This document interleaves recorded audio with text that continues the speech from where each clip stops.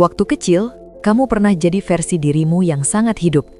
Kamu tertawa tanpa mikir, kamu ngomong tanpa takut, kamu nanya tanpa malu. Kamu jadi diri kamu sepenuhnya. Tapi sekarang, kamu lebih banyak diam, lebih banyak mikir daripada ngomong, lebih sering nahan daripada mengekspresikan. Dan kamu mulai bertanya dalam hati, kenapa gue jadi kayak gini? Sebelum kita lanjut, kalau kamu suka konten yang ngebahas hal-hal psikologis yang sering kita rasakan tapi jarang kita sadari, subscribe ke channel ini. Karena di channel ini, kita nggak cuma bahas hidup, kita berusaha memahaminya. Sekarang, kita masuk lebih dalam. 1. Apa yang terjadi pada diri kita? Perubahan itu nggak terjadi dalam satu malam. Nggak ada satu momen besar yang langsung bikin kamu jadi pendiam. Justru sebaliknya, itu terjadi dari hal-hal kecil yang berulang. Tatapan orang tua yang bikin kamu merasa salah. Nada bicara guru yang bikin kamu merasa bodoh. Teman yang ketawa di saat kamu lagi serius. Kalimat seperti, jangan lebay, kamu terlalu sensitif, jangan aneh-aneh. Kamu mungkin belum ngerti apa itu rasa malu, tapi kamu merasakannya. Dan dari situ, kamu mulai belajar sesuatu yang berbahaya. Bahwa jadi diri sendiri, itu ada resikonya. 2. Diam itu bukan kepribadian, tapi respon. Banyak orang bilang, kamu introvert ya, tapi yang jarang orang sadari, kadang diam itu bukan kepribadian. Diam itu mekanisme bertahan hidup. Kamu jadi pendiam bukan karena kamu mau, tapi karena kamu belajar, kalau kamu ngomong, bisa disalahin. Kalau kamu nangis, bisa ditertawakan. Kalau kamu jujur, bisa diremehkan. Jadi akhirnya kamu memilih yang paling aman, yaitu diam. Dan semakin lama, diam itu berubah jadi identitas. 3. Topeng yang terbentuk. Kamu mulai membangun sesuatu. Senyum sopan, jawaban singkat, respon yang aman. Di luar, kamu terlihat tenang, terkontrol, bahkan mungkin dewasa. Tapi di dalam, ada banyak hal yang kamu tahan. Kamu punya banyak hal untuk dikatakan, tapi nggak tahu harus mulai dari mana.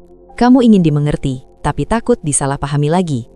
Akhirnya kamu jadi orang yang lebih banyak mengamati daripada berbicara, lebih banyak menulis daripada bercerita, lebih banyak memikirkan daripada mengekspresikan.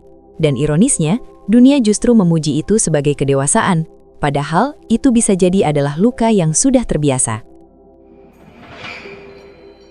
4. Hidup di dalam kepala sendiri. Karena dunia luar terasa nggak aman, kamu mulai hidup di dalam kepala kamu sendiri.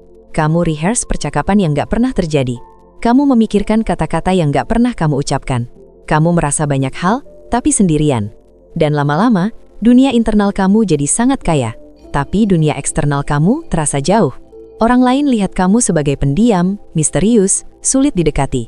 Padahal kenyataannya, kamu hanya berhati-hati. 5. Luka kecil yang menumpuk. Yang merusak seseorang gak selalu hal besar. Kadang justru ribuan momen kecil. Dikritik terus-menerus, diabaikan, gak divalidasi, atau dihargai saat kamu tidak jadi diri sendiri. Kamu dipuji saat diam, tapi dikoreksi saat mengekspresikan diri. Akhirnya kamu belajar, lebih aman jadi versi yang diterima, daripada versi yang asli. Dan disitulah kamu mulai menghilang. 6. Kamu bukan rusak, kamu beradaptasi. Ini penting, kamu bukan rusak, kamu beradaptasi. Kamu melakukan apa yang perlu kamu lakukan untuk bertahan, dan itu butuh kekuatan. Masalahnya sekarang bukan masa lalu kamu, tapi kamu terlalu lama hidup dalam versi itu sampai kamu lupa kalau itu bukan kamu yang sebenarnya. 7. Ada diri lama yang masih ada. Kadang kamu ngerasain sesuatu, lagi denger lagu, tiba-tiba kamu ngerasa hidup. Lagi sama orang tertentu, kamu bisa jadi lebih bebas. Atau kamu ketawa lepas, walaupun cuma sebentar. Dan di momen itu, kamu seperti ingat sesuatu. Ada bagian dari diri kamu yang belum hilang, cuma selama ini terkubur. 8. Sensitif itu bukan kelemahan. Selama ini kamu mungkin berpikir, gue terlalu sensitif. Tapi coba lihat dari sudut pandang lain, sensitif itu artinya kamu peka. Kamu bisa merasakan lebih dalam, kamu bisa memahami hal yang orang lain lewatkan. Itu bukan kelemahan, itu bentuk kecerdasan emosional.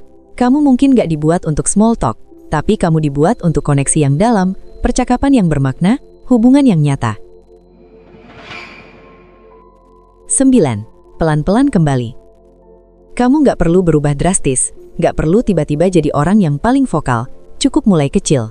Satu opini yang kamu berani sampaikan, satu emosi yang kamu izinkan keluar, satu momen di mana kamu nggak menahan diri. Pelan-pelan, bukan menghancurkan tembok, tapi mulai membuat jendela. Masa lalu mungkin membentuk kamu, tapi dia nggak harus mendefinisikan kamu selamanya. Kamu bukan cuma orang yang diam, kamu adalah seseorang yang pernah terluka, tapi tetap memilih untuk merasa. Dan mungkin sekarang bukan waktunya untuk jadi orang lain, tapi waktunya untuk mengingat siapa kamu sebelum dunia menyuruh kamu diam. Dan kali ini, kalau kamu mau berbicara lagi, nggak harus keras, cukup sedikit lebih jujur dari kemarin.